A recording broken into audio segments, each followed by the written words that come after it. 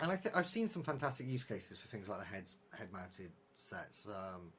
And there's some really good devices out there at the moment. A lot of different interesting companies coming up. There's a lot of discussion around what's right for an engineer. I think that's. I did an interview with RealWare's CTO.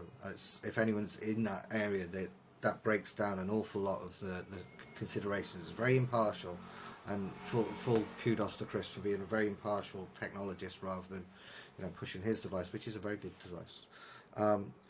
But I agree that is suited to a specific, and I almost see it as like it's almost part of the health and safety model. It's is there a reason why we want our engineers to have their hands free? Yes. Is it better for them to be able to not have their vision distracted, so they should have one eye rather than binocular? But I don't think that use case is right for every organisation. I think it is. I think those two almost. I'm rambling again, Ali, but I'll try and put this into a question. I think the important thing is that the software and the hardware needs to be split out.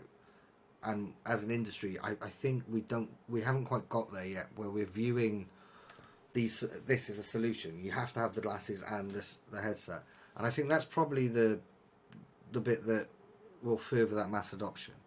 Do you think that's? Would you kind of say that we need to kind of be a bit more distinguished about how we talk about remote service?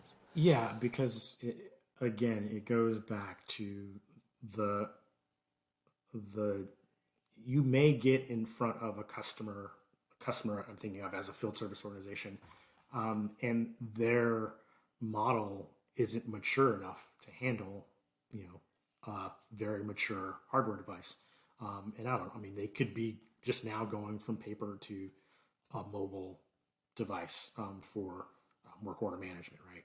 So I think, but the value of attaching within your work order management solution merged reality application that's embedded in that is powerful. But to go into an IT organization or into to the VP of field service operations and say you need to go from paper to very advanced mobile hardware for merged reality might be too big of a leap. So I think I continue to work with end users, service leaders, and talk through a digital journey. So you need to, not to go over a very tried and true, crawl, walk, run methodology of what technology should look like for your business, but you need to assess where you are.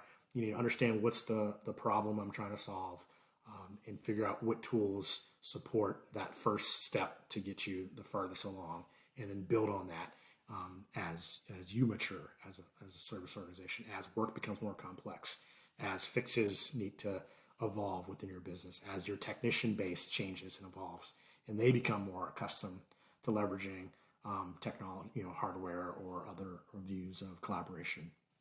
I think that's where disaggregating the two may not be what the